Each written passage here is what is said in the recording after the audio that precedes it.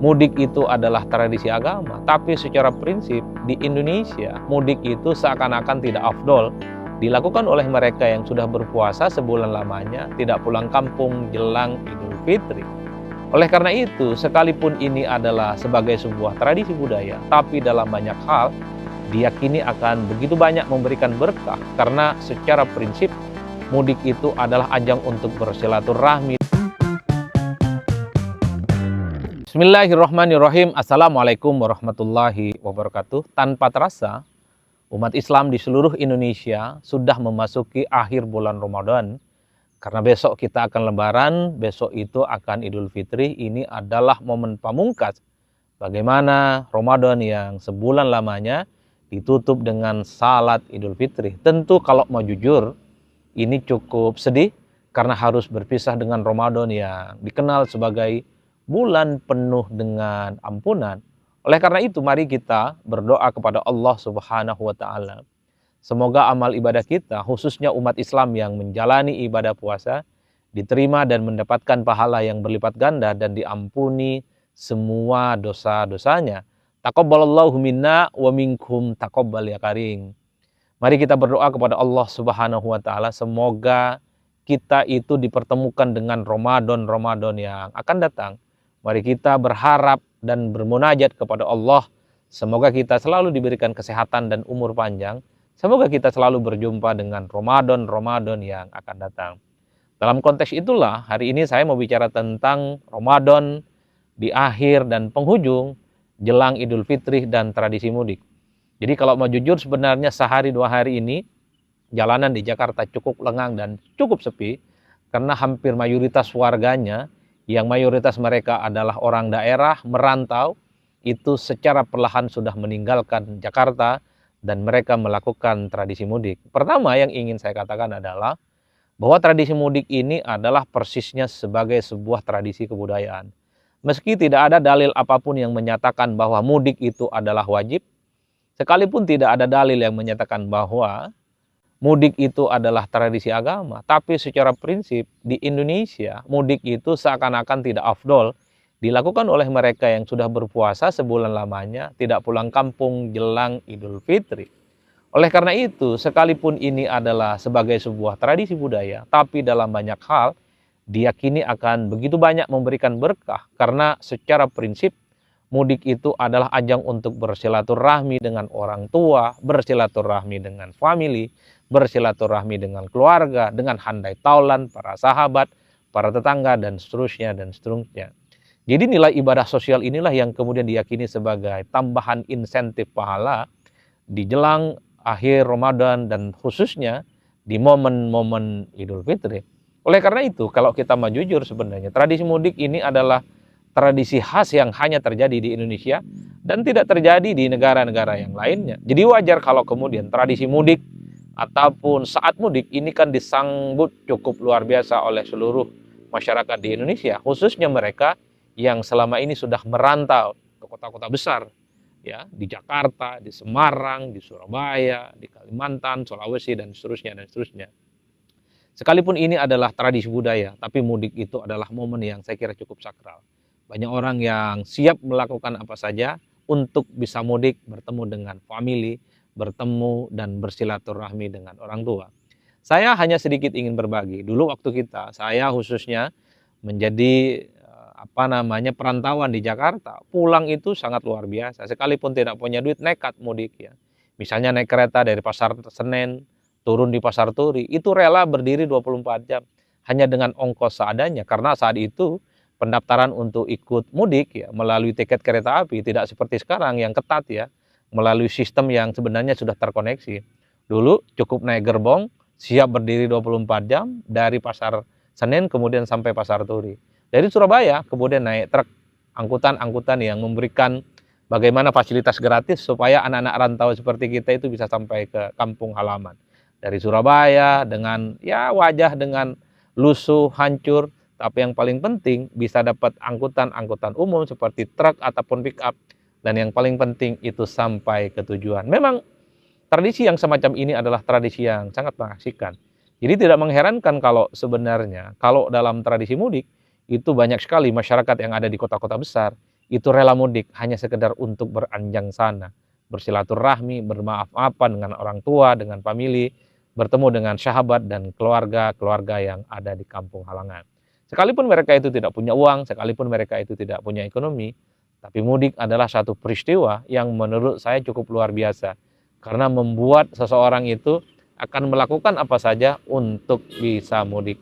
Oleh karena itu, saya ingin mengatakan bahwa sebenarnya tradisi mudik persis adalah sebagai sebuah ritus tradisi, dan ini adalah fenomena kebudayaan yang sebenarnya tidak ada perintah khusus dalam agama, tapi muncul satu keyakinan dengan mudik karena diniatkan untuk bersilaturahmi, bertemu dengan orang tua, bertemu dengan para famili dan para sahabat.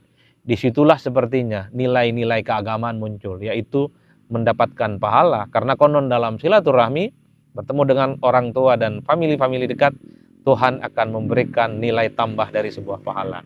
Itu yang pertama. Yang kedua harus kita akui, mudik itu juga adalah peristiwa ekonomi. Suka tidak suka, mudik ini kan secara tidak langsung membuat ekonomi daerah itu berdenyut. Mereka-mereka yang mudik, mereka-mereka yang sukses bekerja di kota-kota besar, mereka dalam kurun waktu seminggu, 2 minggu, mereka akan menghabiskan, membelanjakan duit mereka, sehingga pasar-pasar tradisional, tempat-tempat rekreasi, tempat-tempat pembelanjaan di daerah, itu biasanya penuh. Dan diborong oleh mereka yang kemudian rata-rata yang sudah lama tinggal di kota. Oleh karena itu, sepanjang mudik dan sepanjang beberapa hari, sepanjang Idul Fitri itu, maka pusat-pusat ekonomi, pusat-pusat perbelanjaan, termasuk juga pusat pariwisata, itu juga dikunjungi oleh masyarakat yang saya kira secara tidak langsung ekosistem ekonomi yang ada di masyarakat itu akan tumbuh secara signifikan. Meski pertumbuhan dan siklus ekonomi itu berdenyut dalam hitungan hari, tapi secara prinsip itu mampu menjadi stimulus bagaimana ekonomi itu bisa berkembang secara signifikan yang ada di daerah. Tentu dengan adanya daya beli dan belanja yang dilakukan oleh masyarakat-masyarakat yang selama ini tinggal di kota, dan mereka menghabiskan uangnya itu untuk diberikan dan berbelanja ke pusat-pusat ekonomi yang ada di daerah masing-masing. Pasar-pasar tradisional penuh, tempat rekreasi penuh, pusat-pusat oleh-oleh juga penuh, dan seterusnya dan seterusnya. Peristiwa ekonomi inilah yang sepertinya menjadi stimulus kenapa mudik itu bagi pemerintah selalu dianggap sebagai spesial. Karena orang-orang kota, orang-orang yang dianggap sudah bekerja dan punya uang, ketika pulang ke kampung, pulang ke tempat di mana dia berasal, itu secara tidak langsung menghidupkan denyut nadi ekonomi. Meski dalam hitungan beberapa hari, tentu di masa-masa yang akan datang, momen semacam ini juga akan disupport oleh pemerintah, bahwa pertumbuhan ekonomi masyarakat di daerah itu juga bisa disupport, tentu dengan melihat bagaimana momentum mudik di saat Idul Fitri.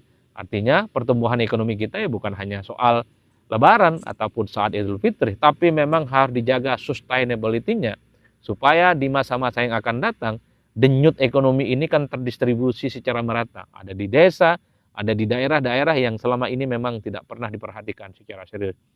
Yang ketiga yang paling penting, peristiwa mudik itu seringkali dijadikan sebagai peristiwa flexing. Ini tidak bisa kita bantah. Banyak sekali masyarakat yang mudik itu bagaimana mereka itu suka pamer tentang kesuksesan dan pamer kekayaan. Beberapa hari ini kan kita membaca bagaimana media online menyebutkan menjelang mudik banyak sekali ya tempat-tempat yang menyewakan misalnya rental mobil, menyewakan misalnya handphone bagus, itu kan hampir ludes dan diborong oleh begitu banyak masyarakat. Itu artinya apa? Kadang mudik itu memaksa seseorang sekalipun hidupnya tidak sukses di Jakarta, sekalipun misalnya hidupnya itu masih berkelahi dengan kesulitan yang mereka hadapi di kota-kota besar, tapi hanya sekedar untuk menunjukkan dirinya orang sukses, orang yang mapan, orang yang bekerja di kota, mereka melakukan apa saja dengan cara flexing semacam ini. Teruntuk buat mereka yang secara ekonomi berkecukupan, sudah bekerja dan sudah mapan, tentu saja model-model flexing semacam ini untuk dihindari dan tidak dilakukan. Tentu ini sebagai upaya untuk bagaimana kita itu menjaga perasaan masyarakat kita yang memang per hari ini sedang kesulitan untuk menjalani kehidupan mereka. Khususnya karena ekonomi susah, daya beli semakin melemah, dan yang paling penting banyak sekali masyarakat-masyarakat di daerah yang memang kesulitan untuk mendapatkan akses ekonomi dan pekerjaan. Oleh karena itu sekalipun Mudik itu adalah peristiwa kebudayaan. Mudik itu adalah momen untuk bersilaturahmi. Sekalipun mudik itu dalam banyak hal mampu menggerakkan roda ekonomi masyarakat secara umum.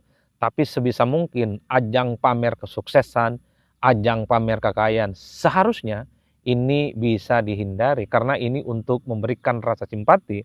Karena di sekitar kita, masyarakat kita, banyak mereka yang masih kesulitan untuk sekedar makan, untuk sekedar mencari nafkah, dan untuk mencari pekerjaan. Dalam banyak hal kalau mau jujur, tradisi mudik ini lebih menonjol tradisi flexingnya, pamer kekayaan, pamer kesuksesan, dan pamer kemapanan-kemapanan yang mereka miliki dan apa yang sudah mereka dapatkan di kota. Sebenarnya tidak salah mereka membanggakan diri dengan apa yang mereka miliki, tapi karena orang Indonesia dan umat Islam selalu menganggap bahwa menyombongkan diri, memamerkan diri terkait dengan kekayaan itu dianggap tidak baik dan dianggap tidak pantas. Karena secara prinsip umat Islam dimanapun termasuk di Indonesia, termasuk juga tradisi budaya Indonesia secara umum, untuk sebisa mungkin menghindari tradisi-tradisi pamer-pamer kekayaan di tengah begitu banyak masyarakat yang sedang kesulitan. Inilah yang saya sebutkan, ada varian-varian yang saya kira cukup muncul menjadi bagian dari mudik ya. Pertama, mudik sebagai sebuah peristiwa budaya. Yang kedua itu mudik adalah bagian dari bagaimana dia mampu menstimulus ekonomi meski hanya dalam hitungan hari. Tapi yang ketiga yang paling menonjol adalah seringkali menjadi ajang pamer-pamer kesuksesan. Oh pokoknya macam-macam. Di kampung saya nih biasanya di Madura itu wah macam-macam lah. Bagaimana kelihatan sekali orang-orang yang kemudian begitu banyak yang ingin menonjolkan kekayaan mereka. Mobil kadang itu keluaran baru, kemudian pakaian, aksesoris, itu serba baru, handphone juga serba baru. Entah dapat minjem ataukah itu hasil sukses mereka bekerja, saya tidak terlampau peduli, tapi secara prinsip yang ingin saya katakan adalah di tengah masyarakat yang semakin sulit, di tengah masyarakat yang kesulitan mencari pekerjaan dan ekonomi mereka terhimpit, sebisa mungkin bahwa peristiwa-peristiwa flexing, bahwa tradisi-tradisi memamerkan kekayaan sebaiknya untuk diredam. Karena ini tentu untuk memberikan rasa simpati kepada mereka yang setiap harinya kesulitan berkelahi dengan hidup. Saya kira di situ salam politik Syai'un, pastinya mantap, semantap-mantapnya. Selamat mudik bagi kawan-kawan semua, selamat menjalankan Idul Fitri kepada seluruh umat Islam di seluruh Indonesia. Mari di bulan Ramadan yang penuh dengan berkah ini dijadikan sebagai momentum untuk bersih-bersih diri, untuk bekal kehidupan kita di masa-masa yang akan datang. Terima kasih. Wassalamualaikum warahmatullahi wabarakatuh.